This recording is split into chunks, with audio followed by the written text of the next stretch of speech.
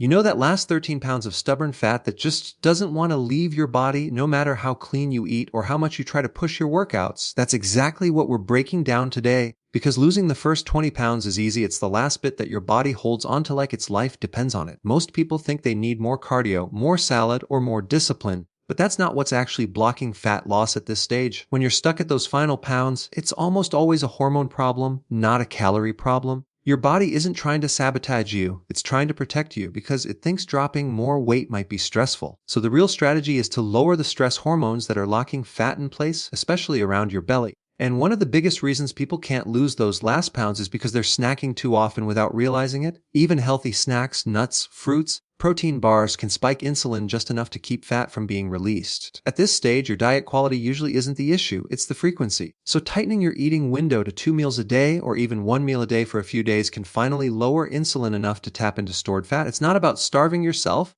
It's about giving your hormones a break so your fat cells finally open up. Another thing your body needs right now is more nutrient density, not more restriction. When you've already lost most of your weight, your body becomes more sensitive to deficiencies. If you're low in potassium, magnesium, B vitamins, or trace minerals, your metabolism slows down. You start feeling tired, your sleep gets worse, and cravings sneak back in. Nutrient-dense foods like eggs, leafy greens, salmon, avocados, and fermented vegetables give your body the raw materials it needs so you can keep burning fat without feeling drained. And let's talk about the liver for a moment, because those last pounds are almost always tied to a sluggish liver. When your liver is overloaded with sugar, seed oils, snacks, or even poor sleep, it can't process fat efficiently. That's when you see plateauing. Supporting your liver with intermittent fasting, cruciferous vegetables, lemon water, and cutting out hidden sugars can create a shift you feel almost immediately. When your liver starts working better, fat loss becomes effortless. Sleep plays a bigger role here than people realize. If you're sleeping 5 or 6 hours, your cortisol rises, your hunger goes up, your insulin spikes, and your body holds onto fat. Fixing sleep is often the missing link. Deep, restorative sleep for 7 to 8 hours tells your body it's safe, and that's when fat starts releasing again. And finally, strength-based movement beats cardio at this stage. You don't need hours on a treadmill, you need short, intense, muscle-focused training to improve insulin sensitivity and boost growth hormone naturally. More muscle means more fat burning capacity even at rest. So if you want to lose that last stubborn 13 pounds, the key is to shift from less, move more, to lower insulin support hormones and improve nutrient density. When you make your body feel safe and nourished,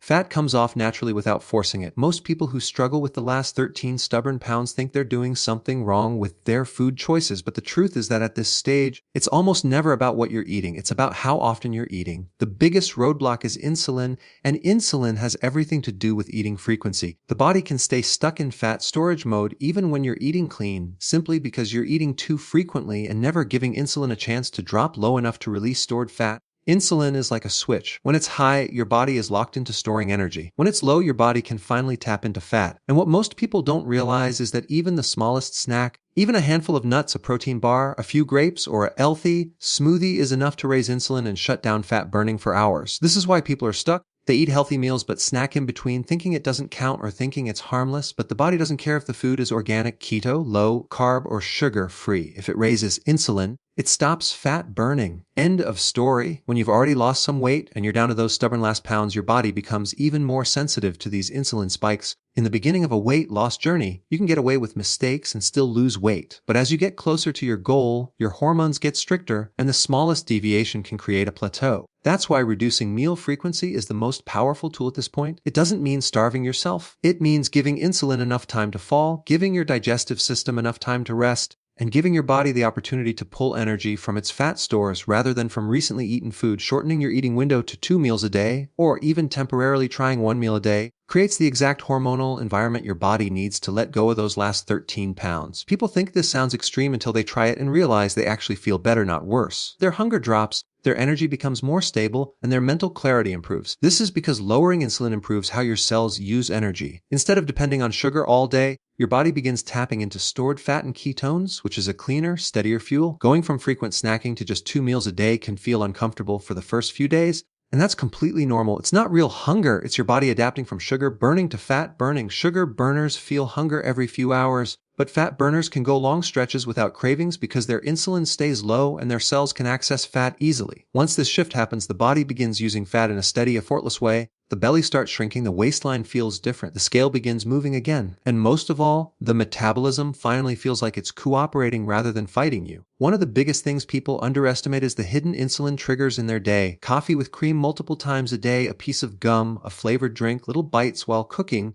healthy snacks between meals, or even supplements containing sweeteners can all keep insulin slightly elevated. It's not enough to cause a big spike, but it's enough to prevent insulin from falling all the way down. And for stubborn fat loss, you need those deep dips. The body needs long periods where insulin is low because that is the only time fat-burning hormones like growth hormone, glucagon, and adrenaline can take over. These hormones are active when you're fasting, and they are incredibly efficient at mobilizing fat. But if you never stop triggering insulin even lightly, these hormones never get fully activated. Another important part of lowering meal frequency is understanding the relationship between insulin and stress. When you snack constantly or eat emotionally, insulin rises, but cortisol also rises. And when cortisol goes up, insulin tends to follow. This traps you in a cycle where your body is always in storage mode. By lowering your eating frequency, you're not only reducing insulin, you're lowering stress on your digestive system and your metabolism. This creates a calmer internal environment where hormones become more balanced, especially if you spread your meals out and avoid all unnecessary calories in between. Some people ask whether they should start fasting aggressively right away, but the smartest approach is gradual. If you're eating 3 meals plus snacks, start by eliminating the snacks and spacing your meals 4 to 5 hours apart. Once you're stable with that, transition to 2 meals a day with no snacks.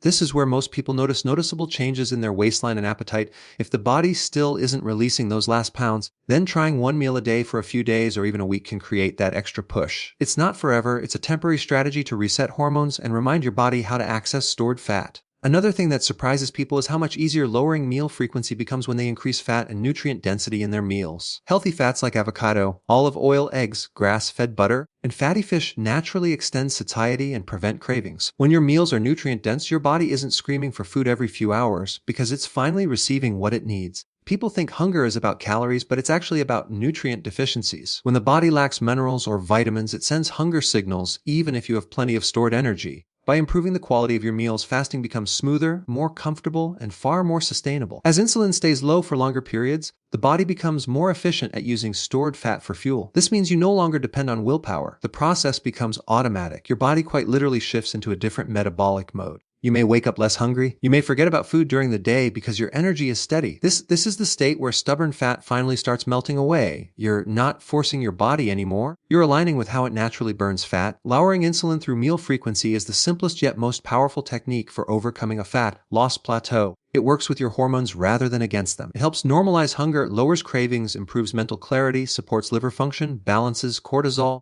and brings your metabolism back to a fat-burning environment. When insulin stays low, the body finally feels safe enough to release stored energy. And this is exactly what breaks you out of the cycle of stubborn fat that refuses to budge. When people hit a fat loss plateau, especially when they're fighting those last stubborn 13 pounds, they usually start cutting calories harder or restricting food more aggressively, but that's the exact opposite of what the body needs at this stage. What your metabolism is actually craving is nutrient density. When your body isn't getting enough minerals, vitamins, amino acids, and trace elements, it slows down fat burning as a protective mechanism. The body does not prioritize weight loss when it senses nutritional stress. It prioritizes survival and preservation. And this is one of the biggest reasons people stall even when they're eating clean. They're eating, but their cells are still starving. Low nutrient density keeps your metabolism sluggish, your recovery poor, your cravings high, and your liver overwhelmed. Nutrient-dense foods work in your favor because they give your cells exactly what they need to run efficiently. Foods like eggs, salmon, beef liver, leafy greens, seaweed, sauerkraut, avocados, olives, and nuts are loaded with the raw materials your body uses for detoxification, hormone production, energy conversion, electrolyte balance, and enzyme activity. When your body finally gets these nutrients consistently, it stops sending hunger signals rooted in deficiency, and it stops clinging to fat as an emergency fuel reserve. Fat is stored energy,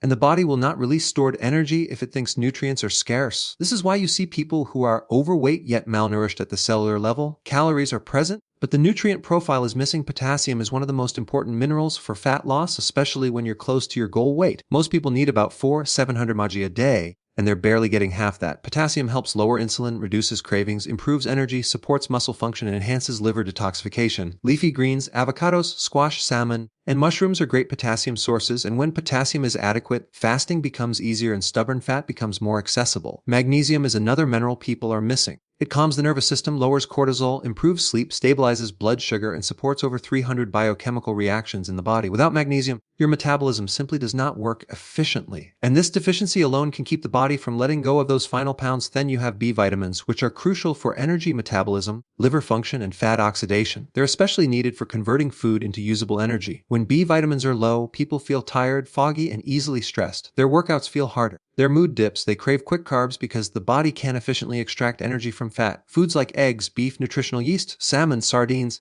and organ meats provide the highest levels of natural B vitamins. Once these nutrients are present consistently, the body relaxes and begins burning fat again because metabolic pathways that were sluggish suddenly become active. Trace minerals like zinc, selenium, iodine, and chromium are also part of the picture. Zinc supports hormone balance, appetite control, and immune function. Selenium protects the thyroid, which directly controls metabolism. Iodine helps your thyroid produce the hormones that regulate how fast or slow your body burns energy. Chromium helps stabilize blood sugar, reducing cravings and helping insulin work more efficiently. These minerals are found in seafood, eggs, Brazil nuts, seaweed, seeds, and grass-fed meats. When you start consuming these regularly, your body becomes more metabolically flexible, and flexible metabolism is exactly what burns stubborn fat. Now let's talk about liver support, because without a healthy liver, nutrient density doesn't work as effectively. The liver is the command center for fat burning. It processes hormones, stores nutrients, filters toxins, converts fat into usable energy, and regulates insulin sensitivity. But when the liver becomes sluggish due to sugar, seed oils, snack foods, night eating, alcohol, or even chronic stress, it cannot perform these functions well. A slow liver means slow fat burning. In many cases, people aren't struggling with fat loss because of their diet alone. They're struggling because their liver is overburdened and cannot process fat efficiently. One of the best ways to support the liver is simply to remove the constant flow of food. Intermittent fasting gives the liver time to clean up, reset enzymes, and restore its ability to handle fats and toxins. But beyond fasting, certain foods help the liver regenerate.